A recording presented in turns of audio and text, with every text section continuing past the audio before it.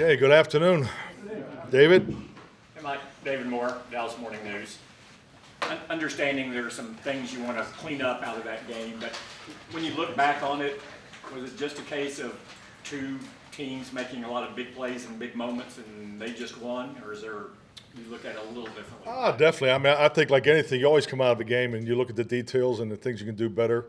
But I would think if I was home watching the game on TV, I would think that was viewed as a very competitive, enjoyable football game to watch. I mean, there's a lot of up and down, a lot of twists and turns. I thought the adversity advancement of the football team to navigate the different challenges is definitely something we can draw from moving forward. I've always enjoyed tight ball games in the regular season because I think it best prepares you for your football team for what you want to accomplish in the future. So, I think it was a game that we felt like we were productive enough and was in position to win, and we didn't get it done.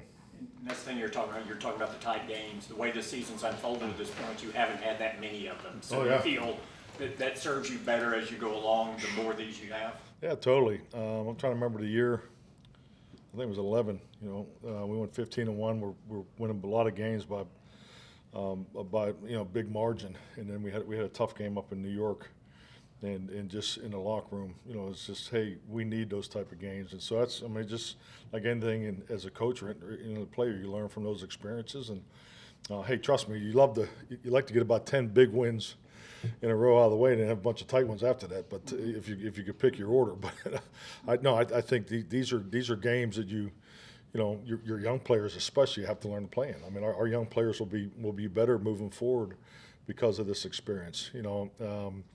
You put a tremendous amount of time in the end of game situations, and gosh, I just really wish we would have got that done because of the commitment and how much we've been working on a lot of those things. So disappointed clearly that we didn't come out of there with the win, but I am proud of the team and how they battled through some things. Because I mean, that game, it had a lot going on. I mean, you look at the way the first half was played, and then the second half was really like a whole different type of ball game. I think we had we had 2 penalties in the first half, and I think they had 4, and then everybody in the second half. So just the twists and turns, the ups and downs, the challenges. I mean, there's a lot of up and down the distances, long down the distances, cutting it in half, converting, being aggressive on 4th down. And they did a lot of the same too.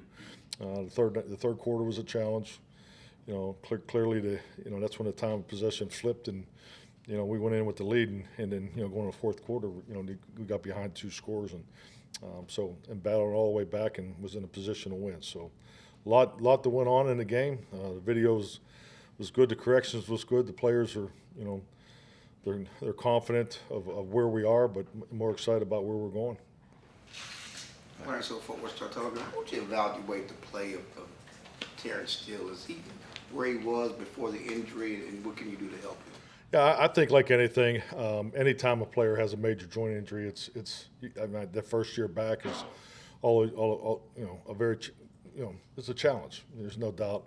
And I don't really want to get into specifics, but there's things that he has to continue to work on because of the injury, the surgery and things like that, and he's working through it. Now, he won't make any excuses, but that's part of coming back that first year. I mean, because there's the first for everything. So, but yes, I mean it wasn't his best game.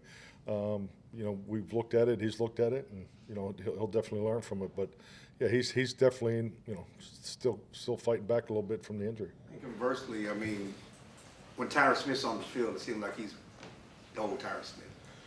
That's Tyron Smith I remember. I mean, that's the best game I've seen Tyron play since I've been here in my time here in Dallas. So I thought our left side as a whole was the best game that they played. So both Tyron and Tyler graded out very well. And that's why you're patient with him through the injuries and stuff like that, because when he's yeah. there. Absolutely, and I think just we're looking at our plan moving forward. So just to make sure he's ready, get what he needs to get. Mike Todd Archer with ESPN. On that last drive, when you look back at it, did you ever think spiking the ball would have been better served after the sack than running the play? That's the other option. It's a situation we practice quite frequently, frankly every Friday or Saturday. So it's a 911 or clock, spike we call clock. So yeah, that's definitely part. But the gain in the 911 is the transition of the play, because, you know, they have to react to it too. The clock obviously gives you a chance to set the plate. Are you in Dak's ear in that situation, or Oh, do yeah. you kind of let, okay, I didn't know how that plays out if, Well, I mean, as soon as you can, yeah. you know, once they activate the headset, yes. And then, back on Terrence for a second, you mentioned that he's coming back from the injury, and I think it was 12 pressures he allowed in the game. To give him help in those in any situation, is that something? Well, I you think we look at? did give him help, but, you know, I think, you know, if you look at the end of the game situation, I mean, there's some formations and things you have to get to, you know, particularly versus the coverages you're going to get, so. Sajis of The Athletic. Mike, back in OTAs, you said you wanted your quarterback to be smart, Hall of Fame type quarterbacks that own the offense. Where do you feel, how does Dak Prescott so far right now grade out that description? Oh, he owns it. Yeah, he definitely owns it. He's in total command of it. I think just like anything, you know, growing through the ebb and flows of a game, definitely it creates a pattern to grow through the ebb and flow of a season. You know, I think if you look at the way our season went in the first 6 weeks and now, you know, what we've done the last couple of weeks. So, yeah, he definitely has total control of the offense. Do you feel like his ownership of the offense, have you seen a visible difference in these last 3 weeks or so? Is that just a natural progression of learning a new system and picking it up? Yeah, definitely. I think, you know, there's what five points we focused on, you know, from the change last year, and we're moving in that direction. So you're seeing the evidence of it in the productivity. But yeah, I think the clear point for Dak is, you know, not only the ownership, but, you know, the understanding and connection that he has with both the, you know, the front and the perimeter. So I think that's something that, you know, all quarterbacks, if they could stay in the same system and continue to grow, you got similar concepts, you got timing, the connection, younger players coming in. I mean, all those things going on. And, you know, I think we have more growth in front of us, which is exciting. Mike. Michael Duncan, Dallas Morning News. Defensively, on the opening drive of games, you guys have a lot of scored in 6 straight weeks. Yeah. In offense, you guys had a 3 and out on 4 of your 8 opening drives. Is that something that internally you guys are focused on correcting, and if so, how to do so? Well, it's an emphasis. You know, we take time Friday to focus on the beginning of the game, and, you know, really Friday, you know, the primary, you know, situational things that we do on Fridays is the start of the game and the end of the game. So that's built into our mock game. It's built into the presentations in both, you know, offense and defense. So we just got to continue to work on it. Cal. Calvin Watkins, Dallas Morning News. Despite what happened yesterday, how much comfort do you get that the next couple of games you will be at home where you have played well? Definitely. I mean, we love playing at home. You know, we've played very well at home, and, you know, I think it's important to come off this game, and, you know, this was a heavyweight fight. So, you know, we got some guys that we'll, you know, just got to be smart with. We're gonna, you know, go to a lighter Wednesday, and that was, you know, that was planned before we even played in the game, just anticipation of it. And, you know, we got another division game, so this is important for us to get back in the win column and keep that home field advantage going. Cooks, they got 56 snaps and they only got 2 targets. When you saw the film, what happened there? Nothing happened.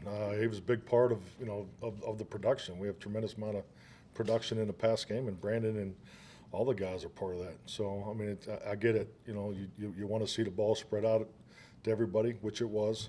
But, yes, I mean, anytime a guy comes up short, you want to see him to get more targets and more opportunities. And he's as, you know, as good as a pro that I've worked with. And, you know, and we'll definitely focus on that moving forward. But he's still part of that production. Mike, the home away penalty disparity, how do you I explain don't it? know. If you can figure it out, let me know. I mean, it's 45 on the road and 5 games and 15 at home. I know. Well, going into the game, I don't know if you look at it, they're very high. This crew is, you know, I think they're number 1 in 5 penalties. So, you know, to me, it's really a way for us to continue to emphasize, you know, discipline and pre-snap. And I even told them at halftime, I thought that, you know, the focus and the discipline, just keep it up in the pre-snap, and, you know, let our play style and productivity take over the second half. So, but I think, you know, both teams, both teams were penalized heavily in the second half. Scholar. Skyler Dixon with the AP. Back on Brandon Cooks briefly, for the season, his targets is not real high. I think he's averaging about 4 per game. Is that what you envisioned? Is there anything that's going on that maybe kept it from being more than that, or is he? See, I don't play fantasy football. I don't have.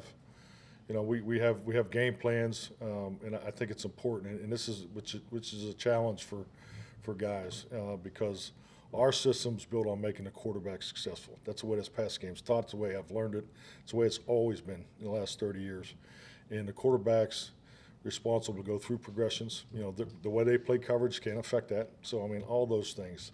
When you start forcing the ball, now you're changing the quarterback's feet. Now we're going down, a different road. You have to have some of those plays. You have to have coverage beaters and so forth. But we play to the discipline of the quarterback and the training of the quarterback. So yes, I'd love to see, everybody get the ball. But when you throw for 300 something, I don't even know what we threw for 370 plus, and you got to come in here and answer questions about someone not getting the ball.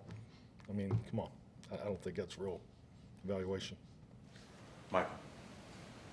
Tony Pollard, you mentioned Terrence Steele coming off a major injury. Pollard is as well. Are there any benefits to getting Rico more involved and putting a little less on Tony's plate? I'm comfortable with our play time right now, yes. Son. Mike, to the penalties thing, Schoonmaker, the holding penalties seem a little ticky-tacky. When there is a play You gonna like... write that? Huh? I'll say feel free to write about it. Yes. When there is a play like that where it doesn't look like he committed an infraction, how do you as a coach kind of tell him to continue doing what he's doing, and how do you kind of approach Well, it? that's more on the assistants, when they come to the sideline, because I think you see the process. Now we have the tablets and everybody has one, so and every coach has one per position. So you go through every play. So the corrections are continuous. You really don't have a chance to address it while you're in the middle of a series. You got to go on the next play. So, but yeah, those corrections are made when the defense is up. And you've been through a lot of playoff runs and things like that. At what point in the season do you start looking elsewhere in terms of standings and things like that? Is there a point in the season where that does happen? I've always felt like you just fight like hell to get to 10 or 11 wins, and then you take a look around. So, we have 5 wins. We need to get to number 6 this week. That's really what I've always focused on. Clarence. I was going to ask about Cooks being open on that touchdown pass to Schoonmaker, but I'm not going to do that because I want to get my head. Well, it's a great question. You can work either side there, and he had the coverage look on both sides. So it was. I think, it could have been a touchdown on either side. So, but yes, he was. CD ran a great route. Yeah, but getting back to the play was good. What is it easy to say he should have run into the end zone? Or how do you look at that play with Schoonmaker? Yeah, it's the details of the route running. But it's he was short on his route, and there was a collision and so forth. But he'll learn from that. We can be better there. He's late getting lined up, and so just a young guy that will learn from that experience. Dave. Dave Laufenberg, Cowboys Radio. Games on the road can kind of get away from any team. I'm sorry, babe. Say it again. I'm sorry, games on the road can kind of snowball pretty quickly, and you guys go 3 and out, they go 80 yards in 8 minutes, but then Turpin comes back and gives you that big return. So kind of a 2-part question. How big was that in terms of a lift right there? Because then you go down and score a touchdown. And have you been around a team that makes more big plays on special teams, and I guess starting really with the Giants and the block field goal for a touchdown? Well, Turp's special, no question about it. I think John Fossil does a tremendous job with our guys. We're fairly young, and we've adjusted to some things. That's always for every football team is the area where there's always the most change, and I think we handle that very well. But yeah, he's dynamic, and obviously he gets more opportunities on the road and outdoor stadiums than at home. And but when he does, it electrifies our whole bench. So yeah, definitely that was a great field position, and it was definitely a momentum boost. But it's a lot of football left to be played too. I don't think our guys, there was no, the 3 and out and why we went 3 and out. That's always the loudest part of the game. So having that first that's part of the reason why I love the defer on the road. Not as much as getting the ball in the second half as hopefully they can tap off a little bit before we get out there. So, but yeah, that's those openers are usually a little tougher on the road. All right, the real David Moore.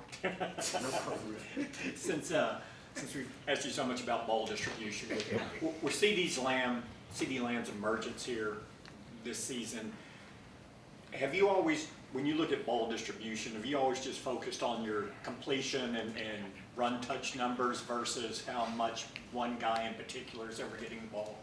Is that, I mean, Well, some coaches. I think that's where the matchup part comes in, and what you're anticipating. Are they going to cloud the CD? Or are they going to, play, buzz to them, insert the safety to them? Are they going to double them and man? So what does that give you, away from there too? So, I mean, those are all conversations, and they're really heavy into your selection process, particularly when I refer to as the primary situations, third down, red zone, 2 minute short yardage goal line. So, and then you got your secondary situations where not as much, because you're focusing on things that you feel good about and what you got a lot of reps in. So 4 minute, end of game, those types of things. So, but yeah, it's a long year, So how are they going to react to CD's production the last 3 weeks? So we'll find out this week against the Giants. Jake Ferguson seems to be growing up a little bit more and more. Just your thoughts on how he's been playing last Yeah, season. well, I agree. For me, he's the lead dog in the room. I love his passion, his aggressiveness that he plays with, and I just think like anything, Dalton was an extremely productive player here the last 2 years, and now being the guy in the room, there's to play that many reps, that's where he needs to continue to grow, because there's a conditioning that goes with that, the physical, mental, and the emotional. So, but I think he does a really good job. And I know Dak and him have a strong connection. Well, I know it's not fancy football, but you did acquire Cooks for a reason, because you figured he was a playmaker. So how do you draw that balance to, we got this guy for a reason and we got to play? Yeah, but I think sometimes too, I'm not looking for a pass by no means. I know I'd never get one in here, but I think that, I think some of our games early in the year, I mean, we've played in some out of balance games. I mean, this is, how many times have we thrown the ball north of 40? I mean, I think if you want to be a top offense in the league, you definitely want to throw at 40, maybe run at 30, if you want to, and be out there for 70 plays. So, but that's we haven't played a lot of those games too. So, so that's one. I think statistics are really for the end of the year, and we're all conscious of them every week. You guys make me conscious of them. So, I mean, but yeah, that's we're aware of it. We're definitely aware of it. Scott. You just said CD. We'll see what the Giants do with him this week. What about this? He's probably the best stretch of his career that he's in right now. I mean, what do you see from him? What do you think has led to that? Oh, I just think it's something that's been building. I mean, I think you look at his path, from his rookie year, and then really starting last year, being the number one, and and I think just like anything, you got to look at the connection between the receivers, all the perimeter players, and the quarterback. That's growing more and more. And that's why, going back to the first day I arrived, it was important to build off what Dak established here in the prior years. And so, because Dak's going to play with a number of different receivers in his career. I watched Aaron Rodgers go through this, and the most important thing is they come in to develop that connection, and but most importantly, continue to grow with the number one. And I think that's what you're seeing happen. Nick Harris, DallasCowboys.com. Got a couple of them for you. First, Jalen Tolbert. Was there trust built throughout the night last night, or is it more of a testament to the trust he's built all season? Really a testament since his offseason. Yeah, absolutely. Jalen, clearly is probably, he's definitely one of the top candidates for taking that second-year jump. He's done a great job. I mean, starting in the weight room. I mean, he was here year-round. He's part of that weekend crew that you always see in here on the weekends, even, back in March, April, and May. So I'm really very proud and happy to see him have the success that he's having, because he's put in all the extra time, and definitely the connection that he has with the quarterbacks, the understanding, He loves doing the dirty work, which you got to appreciate. I think the way he's playing on special teams is night and day compared to last year because he really never played special teams before. So every challenge, every opportunity he's been given, he has crushed it. So it was great to see him get his first touchdown yesterday. And then how would you overall assess the run game as of late? The run game? Well, I think just like any healthy run game, you start with the attempts and then break it down from there. So I think if we get the attempts up, we'll probably be where we want to be. Since we're on receivers, you're working out Martavius Bryant tomorrow. Can you talk about that and interest? Probably after I see him tomorrow. Yeah, I think just based off Will's evaluation and his interest. We talked about in the personnel meeting today, but that's all I really know. That we're working them out tomorrow. Mike? In regard to CD, what about what it's doing to you are you most impressed with? I'm sorry. What was the first part? CD, Okay. in regard to what he's doing out In there. regards? Yep. Yeah, what to you is most impressive about what he's doing right now? I mean, obviously, extremely gifted athlete, but I just love his tenacity for the football. I mean, he goes, he excels to go get the football. His yards after the catch, I think, is primo. I think you tend to forget he was a punt returner for us in his rookie year. So I mean, he's complete. He's got excellent catching radius, has excellent hands, be able to get in and out of breaks, can get on top on the vertical balls. So he's playing extremely well right now. In the way that Dak's been able to find a lot of success after, we talked about the 2+ second, 3 second, whatever it may be. 2.3, yep. Yeah. Thank you. But that improvement or that increased activity that we're seeing, like how much of a difference maker do you think that's been for some of the success in the passing game? I think it's an important part of a productive pass game. You look at these rushers in today's game and in the rush lane discipline. You look at how they tie the ETs, the TEs, and the 3-man movements together, and with that, it's something we spend a lot of time on, in the quarterback room as far as how you want to vacate that. So when we play above the 2.3, it's an excellent opportunity for a big play for the offense. Frankly, that's the only approach I know. I mean, it's the way it was taught back in the 90s. So, and I think Dak and our guys are getting better at it. All right, thank you, Mike. Thank you.